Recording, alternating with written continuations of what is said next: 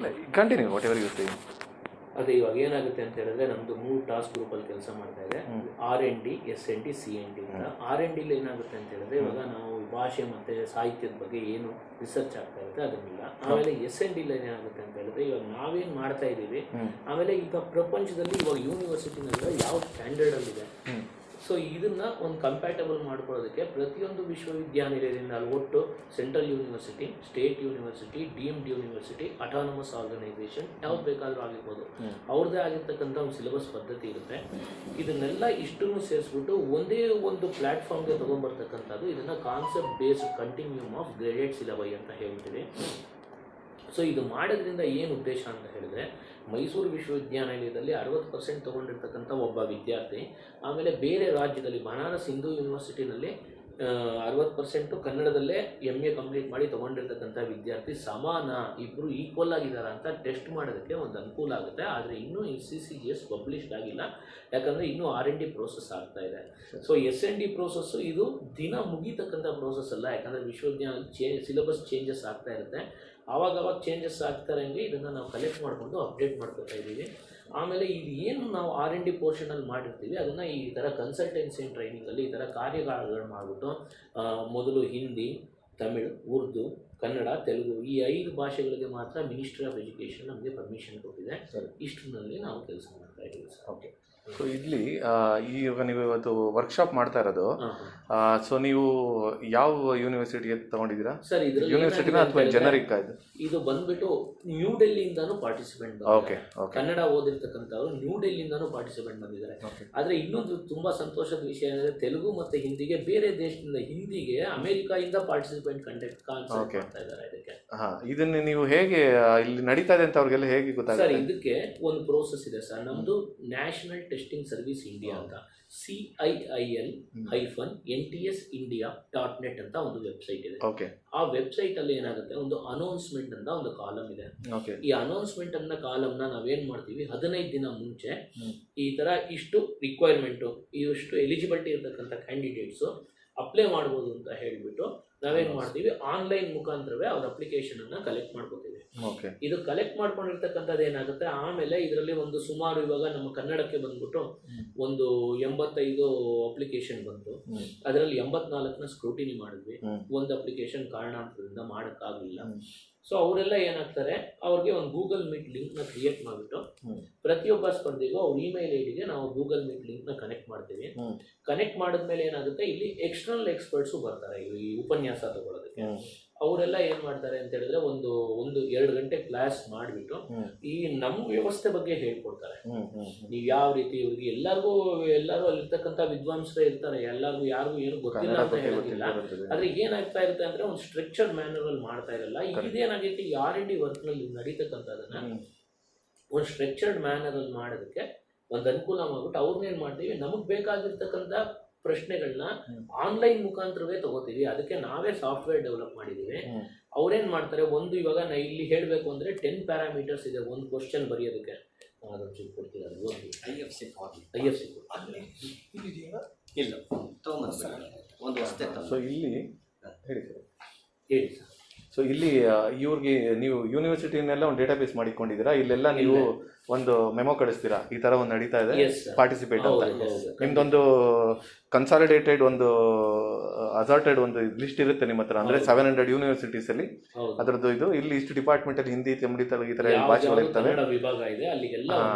ಒಂದು ಮೆಮೊ ನೀವು ಕಳಿಸ್ಬಿಡ್ತೀರಾ. ಸೊ ಅವ್ರಿಗೂ ಹೇಳ್ತೀರಾ, please inform the people who can take this workshop ಅಂತ ಅವ್ರಿಗೆ ಹೇಳಕ್ ಹೇಳ್ತೀರಾ. ಅವರು ಪ್ರಮೋಟ್ ಮಾಡಿ ಇದಕ್ಕೆ ನಿಮ್ಗೆ ರಿಕ್ವೆಸ್ಟ್ ಕಳಿಸಿ ಅಪ್ಲೈ ಮಾಡಿ ಅಂತ ಅವ್ರು ಅನೌನ್ಸ್ ಮಾಡ್ತಾರೆ. ಆ ರೀತಿ ಬರುತ್ತೆ. ಎಲೆಕ್ಟ್ರಾನಿಕ್ ಮಾಧ್ಯಮ ಆಗಿರೋದ್ರಿಂದ ಸ್ವಲ್ಪ ಬೇಗನೂ ಹೇಳಕ್ ಅನುಕೂಲ. ಇಮೇಲ್ ಕಳಿಸ್ಬಿಡ್ತೀರಾ, ಅವರೆಲ್ಲ ಯಾರ ಜೊತೆಗೆ ಇನ್ನೊಂದು ಏನಂತ ಹೇಳಿದ್ರೆ, ಇದು ಕಂಪ್ಲೀಟ್ಲಿ ಪೇಪರ್ಲೆಸ್ ವರ್ಕ್ ಮಾಡ್ತಾ ಇದ್ದಾರೆ. ಇವನ್ ಸರ್ಟಿಫಿಕೇಟ್ ಮಾತ್ರ ಕೆಲವ್ರು ಏನ್ ಮಾಡ್ತಾರೆ, ನನಗೆ ಸರ್ಟಿಫಿಕೇಟ್ ಬೇಕು, ನನಗೆ ಇಮೇಲ್ ಅಲ್ಲಿ ಕಳ್ಸಿದ್ರೆ ಒಂದು ಸರ್ಟಿಫಿಕೇಟ್ ಕಳಿಸಿ ಅಂತ ಕೆಲವರು ಸ್ಪರ್ಧಿಗಳಿಗೆ. ಅವಾಗ ಅವ್ರು ಏನು ಮಾಡೋಕ್ಕಾಗಲ್ಲ ಅಂಥವ್ರಿಗೆ ನಾವು ಕಳಿಸ್ಬೇಕಾಗುತ್ತೆ. ಆಮೇಲೆ ಈ ಬಂದ್ಬಿಟ್ಟು ಈ ಗೌರವಾನ್ವಿತವಾಗಿ ಒಂದು ಇಷ್ಟು ಅಮೌಂಟು ಅಂತ ಇದೆ, ಅದನ್ನ ಕಳಿಸೋದಕ್ಕೆ ಏನಾಗುತ್ತೆ, central government set of rules ಇದೆ. ಅದನ್ನ ಆನ್ಲೈನ್ ಮುಖಾಂತರ ಕಳಿಸ್ಬೋದು ನಾವು. ಆದ್ರೆ ಅದಕ್ಕೆ ಅವ್ರ ಸಿಗ್ನೇಚರ್ ಬೇಕಾಗಿರೋದ್ರಿಂದ ಅಷ್ಟಕ್ಕೆ ಮಾತ್ರ ಪೇಪರು. ಮೊದಲು ನಾವು ಆಫ್ಲೈನ್ ಕಾರ್ಯಗಾರದಲ್ಲಿ ಏನಾಗ್ತಾ ಇತ್ತು ಅಂದ್ರೆ ಪೂರ್ತಿ ಪೇಪರ್ ಫುಲ್ ಪೇಪರು. ಅಲ್ಲಿ ಏನಂತ ಹೇಳಿದ್ರೆ ಪ್ರಶ್ನೆ ಬರೆಯೋದಿರಲಿ, ಪ್ರಶ್ನೆನ ಹೇಳ್ಕೊಡೋದಿರಲಿ, ಎಲ್ಲದಕ್ಕೂ ಪೇಪರ್ ಬೇಕಾಗಿತ್ತು. ಈಗ ಈ ಒಂದು ಕರೋನಾಯಿಂದ ಏನಾಗಿದೆ, ಪೇಪರ್ನ ಕಡಿಮೆ ಮಾಡಿಬಿಟ್ಟಿದ್ವಿ. Actually good part. Yes sir.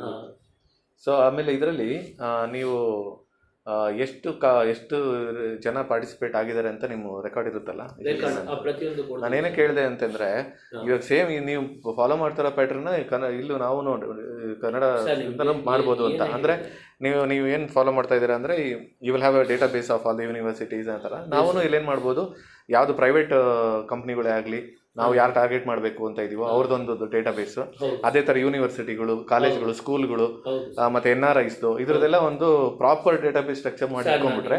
ಇನ್ನೊಂದು ಏನಂತ ಹೇಳಿದ್ರೆ, ಫಸ್ಟ್ ನಾವು ಈ ಸ್ವಲ್ಪ IFC ಬಗ್ಗೆ ಹೇಳ್ಬಿಡ್ಲಾ? ಹೇಳಿ ಪ್ಲೀಸ್ ಸರ್. ಫಸ್ಟ್ ಈಗ ಏನಾಗುತ್ತೆ ಅಂದ್ರೆ, IFC ನಲ್ಲಿ first name of the participant. Okay. ಅಂದ್ರೆ ಅವರು ಯಾರು ಸ್ಪರ್ಧೆ ಬರ್ತಾ ಇದ್ದಾರೆ ಅವ್ರದ್ದು ಹೆಸರು ಬರ್ಕೋಬೇಕಾಗುತ್ತೆ. ಅಂದ್ರೆ ಆನ್ಲೈನ್ ನಲ್ಲೇ ಬರುತ್ತೆ. ಆಮೇಲೆ ಅವ್ರದ್ದು ಏರಿಯಾ ಆಫ್ ಸ್ಪೆಷಲೈಸೇಷನ್, ಅವರು ಲ್ಯಾಂಗ್ವೇಜ್ ನಲ್ಲಿ ಸ್ಪೆಷಲೈಸ್ ಆಗಿದಾರ, ಲಿಟ್ರೇಚರ್ ಸ್ಪೆಷಲೈಸ್ ಆಗಿದಾರ. ಆಮೇಲೆ ಬಂದ್ಬಿಟ್ಟು ಇವಾಗ ಅವ್ರು ಬರೀತಕ್ಕಂಥ ಪ್ರಶ್ನೆ ಇದೆಯಲ್ಲ, ಅದು ಯಾವ ಕ್ಯಾಟಗರಿನಲ್ಲಿ ಬರುತ್ತೆ ಅಂದ್ರೆ, ಇವಾಗ GFR number, general frame of reference ಅಂತ ಎಲ್ಲ ಕಂಪ್ಯೂಟರ್ ಕೋಡೆಡ್. ಇದು ಪ್ರೊಫೆಸರ್ ಪೊನ್ಸುಬ್ಬಯ್ಯ ಮತ್ತೆ ಬಾಲಕುಮಾರ್ ಸರ್ ಅವರದ 3 ದಶಕಗಳ ಕೆಲಸ. ಸೊ ಅವ್ರಿಗೆ ಯಾವತ್ತಿದ್ರು ನಾವು ಚಿರಋಣಿ. ಸಂವಿಧಾನ ತರ ಮಾಡ್ಬಿಟ್ಟಿದ್ದಾರೆ. ಹೌದು, ಅವರಿಬ್ಬರದು 3 ದಶಕಗಳ ಕೆಲಸ ಇದು ನಡೆದಿದೆ. ಸೊ ಅವ್ರೇನ್ ಮಾಡ್ತಾರೆ, ಆ GFR ಕೋಡ್ ಏನಾಗುತ್ತೆ, ರಿಪೀಟ್ ಆಗಲ್ಲ. ಸೊ ಇದೇನಾಗುತ್ತೆ, ಈ GFR ನಂಬರ್ ಅಲ್ಲಿ ಹಾಕ್ಬಿಟ್ಟು ಆ ಪ್ರತಿಯೊಂದನ್ನು ತಗೋತೀವಿ. ನೋಡಿ ಸರ್ ಅಲ್ಲಿ. ಆಮೇಲೆ ಆಯ್ತಾ, ಕ್ವಶನ್ಸ್ ಇದೆ ಸರ್. ಆಸ್ಪೆಕ್ಟ್ ನಂಬರ್ ಅಂದ್ರೆ ಯೂನಿಕ್ ನಂಬರ್. ಅದೇ ಸರ್, GFR ನಂಬರ್. ಆಯ್ತಾ, ಇಲ್ಲಿ 2 related to literature sir, language 1 ಇಂದ ಆರಂಭ. ಇದು 30 ಪ್ಯಾರಾಮೀಟರ್ಸ್ ಸರ್. ಗೊತ್ತಾಯ್ತು. ಸೊ ಇದರಲ್ಲಿ ಏನಂದ್ರೆ, administrative details, option, marks, time, scoring procedure, ಆಮೇಲೆ ಅದು ಸ್ಕೋರಿಂಗ್ ಪ್ರೊಸೀಜರ್. ಎನ್ಯುಮರೇಟಿವ್ ಅಂದ್ರೆ ಸರ್, ಎನ್ಯುಮರೇಟಿವ್ ಅಂದ್ರೆ ಸರ್, ಇವಾಗ ಆಬ್ಜೆಕ್ಟಿವ್ ಕ್ವಶನ್ ಆದ್ರೆ ನಾವು ಅವ್ರಿಗೆ 1 ಮಾರ್ಕ್ಸ್ ಡಿಸೈಡ್ ಮಾಡಿದ್ರೆ ಒಂದೇ. ಇನ್ನೊಂದು ಅನಲಿಟಿಕಲ್ ಇದೆ sir, analytical for subjective question sir. Rational. Okay fine. ಇದು ನಿಮ್ದು ಇದು 13 ಪ್ಯಾರಾಮೀಟರ್ಸ್.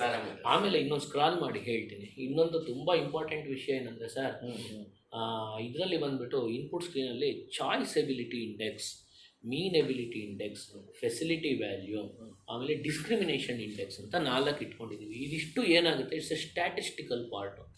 ನಾವೇನು ಮಾಡಿದ್ವಿ ಅಂದರೆ, 2010 ಇಸ್ವಿನಲ್ಲಿ NLLT ಅಂತ, ನ್ಯಾಷನಲ್ ಲೆವೆಲ್ ಲ್ಯಾಂಗ್ವೇಜ್ ಟೆಸ್ಟ್ ಅಂತ ಅಕ್ರಾಸ್ ದ ಇಂಡಿಯಾ ಕಂಡಕ್ಟ್ ಮಾಡಿದ್ದೀವಿ ಸರ್.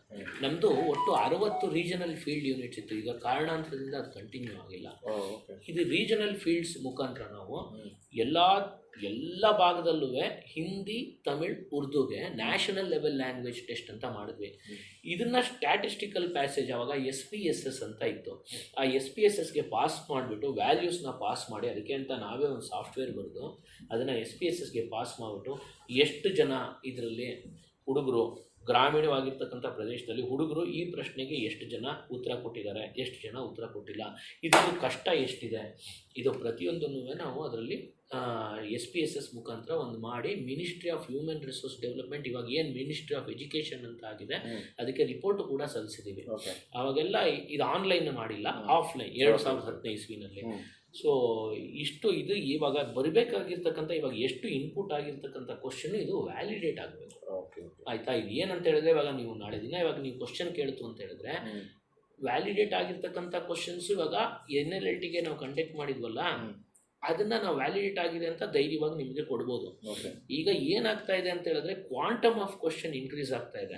ಸೊ ಈಗ ಅದನ್ನು ಸ್ವಲ್ಪ ಈಗ ಕ್ವಾಲಿಟೇಟಿವ್ ಕಡೆನೂ ನಾವು ಈಗ ಮೂವ್ ಮಾಡ್ತಾ ಇದ್ದೀವಿ.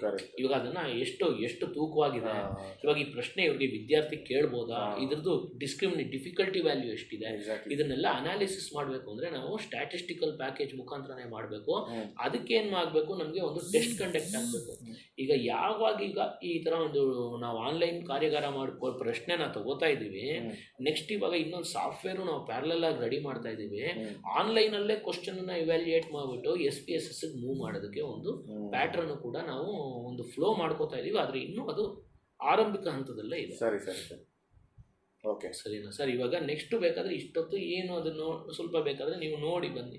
ನೋಡ್ತೀನಿ ನೋಡಿ ಮತ್ತೆ ಇದರಲ್ಲಿ ನೀವು ನಮ್ಗೆ ಇದೇ ಮುಖ್ಯವಾಗಿರ್ಬೇಕಾಗಿರೋದು. ಇವಾಗ ನೀವು ಸ್ಪರ್ಧಿಗಳಿಗೆ ಸ್ವಲ್ಪ ಮಾತಾಡಿ ಸರ್, ಸ್ವಲ್ಪ ಸಂತೋಷ ಆಗುತ್ತೆ. ಆಮೇಲೆ ಎರಡನೇದು, ಇವಾಗ ಫಾರ್ ಎಕ್ಸಾಂಪಲ್ ನಮ್ಗೆ ಇವಾಗ ಒಂದು ಸ್ಟ್ಯಾಂಡರ್ಡ್ ಡಿಫೈನ್ ಮಾಡ್ಕೋತೀವಿ ಅಂತ ಇಟ್ಕೊಳ್ಳಿ. ವಿತ್ ಯುವರ್ ಹೆಲ್ಪ್ ನಾವು ಸ್ಟ್ಯಾಂಡರ್ಡ್ ಮಾಡ್ಕೋತೀವಿ. ಈ ಥರ 4 ಎಕ್ಸಾಮ್ಗೆ ಇಷ್ಟಿಷ್ಟು ಕ್ವಶನ್ಸು ಅಪ್ರಾಕ್ಸಿಮೇಟ್, ಇಷ್ಟು ಮಾರ್ಕ್ಸು, ಇಷ್ಟು ಟೈಮ್ ಅಂತ ಒಂದು ಪ್ಯಾಟರ್ನ್ ರೆಡಿ ಮಾಡ್ಕೋತೀವಿ. ಬೇಸಿಕ್ ಪ್ಯಾಟರ್ನ್, ಅದನ್ನು ಇಂಪ್ರೂವೈಸ್ ಮಾಡ್ಕೊಂಡು ಹೋಗೋಣ. ಇನಿಷಿಯಲಿ ಒಂದು ಪ್ಯಾಟರ್ನ್ ರೆಡಿ ಮಾಡ್ತೀವಿ ಅಂತ. ಓಕೆ, ಆ ಕ್ವಶನ್ ಪೇಪರ್ ಸೆಟ್ ಮಾಡಬೇಕಲ್ಲ, ಅದಕ್ಕೆ ನಿಮ್ಮ ಡಿಪಾರ್ಟ್ಮೆಂಟ್ ಹೆಲ್ಪ್ ಮಾಡಿ ಒಂದಷ್ಟು ಕೊಡುತ್ತಲ್ವಾ? ಖಂಡಿತ ಕೊಡುತ್ತೆ ಸರ್. ಬಟ್ ಏನಂದರೆ ಇವಾಗ ಆ ಪ್ಯಾಟ್ರನ್ನು ನೀವು ಇವಾಗ ಯಾವ ಪ್ಯಾಟ್ರನಲ್ಲಿ ಕೊಡ್ತಾ ಇದ್ದೀರಾ, ಇದಕ್ಕೆ ತುಂಬ ಚೆನ್ನಾಗಿ ಉತ್ತರ ಕೊಡಬೇಕು ಅಂತ ಹೇಳಿದ್ರೆ ನಮಗೆ ಬೀರೇಶ್ ಕುಮಾರ್ ಅಂತ ಒಬ್ಬರಿದ್ದಾರೆ. ಅದೇ ಇವಾಗ ನೋಡಿದ್ರಲ್ಲ, ಇಂಥದಕ್ಕೆ ಈ ಅಕಾಡೆಮಿಕ್ಕು ಪ್ಲಸ್ ಟೆಕ್ನಿಕಲ್ಲಿ ಕಾಂಬಿನೇಷನಲ್ಲಿ ಕ್ವಶನ್ ಕೇಳ್ತಾ ಇದ್ದೀರಾ ನೀವು. ಹಾಂ, ಅಕಾಡೆಮಿಕ್ ಡೌಟ್ಸು 4 ಮಾರ್ಕ್ಸರು ಅಲ್ಲಿದ್ದಾರೆ. ಅಕಾಡೆಮಿಕ್ ರೂಮ್ಗೆ 4 ಮಾರ್ಕ್ಸರು ಶಕುಂತಲ ಎಲ್ಲ ಅಲ್ಲಿ. ಇಲ್ಲ ನಾನು ಬರೀ ಟೆಕ್ನಿಕಲ್ ಅಲ್ಲಿ ಮಾತ್ರ ಹೇಳ್ತಾರೆ. ಯಾಕಂದರೆ ಅಲ್ಲಿ ಹೋಗ್ಬಿಟ್ರೆ ಅವ್ರಿಗೆ ಫುಲ್ ಅಕಾಡೆಮಿಕ್ ಡೌಟ್ಸ್. ಯಾಕಂದರೆ ನಿಮಗೆ ಇನ್ನೊಬ್ರು ಫೌಂಡರ್ ಇಟ್ಟು ಅವ್ರ ಜೊತೆಗೆ ಒಬ್ರು ಬಾಲ್ಕುಮಾರ್ ಅವರು ಬಂದಿದ್ದಾರೆ, ರಿಟೈರ್ ಎಂಪ್ಲಾಯಿ. ಅವ್ರ ಹತ್ರ ನೀವು ಸಂತೋಷವಾಗಿ ಮಾತಾಡ್ಬೋದು. ಡೆಫಿನೆಟ್ಲಿ ನಾನೇನು ಮಾಡ್ತೀನಿ, ಮಾತಾಡ್ಬಿಟ್ಟು ನಾನು ಬೇಕಾಗಿರೋದನ್ನ ಇದು ಇಟ್ಕೊಂಡ್ಬಿಡ್ತು ಡಾಕ್ಯುಮೆಂಟೇಶನ್. ಸೆಕೆಂಡ್ ರೌಂಡಲ್ಲಿ ನಾನು ಬೆಂಗಳೂರಿಂದನೇ ಏನೇನು ಬೇಕು ಅಂತ ನಿಮ್ಮ ಹತ್ರ ಮೇ ಬಿ ಥ್ರೂ ಯು ಆಗಲಿ ಸರ್. ಇವಾಗ ನಾವು ನಿಮಗೆ ತೋರಿಸ್ತಕ್ಕಂಥದ್ದು ಒಂದು ಮಾದರಿಯಾಗಿ ತೋರಿಸ್ತೀವಿ ಸರ್.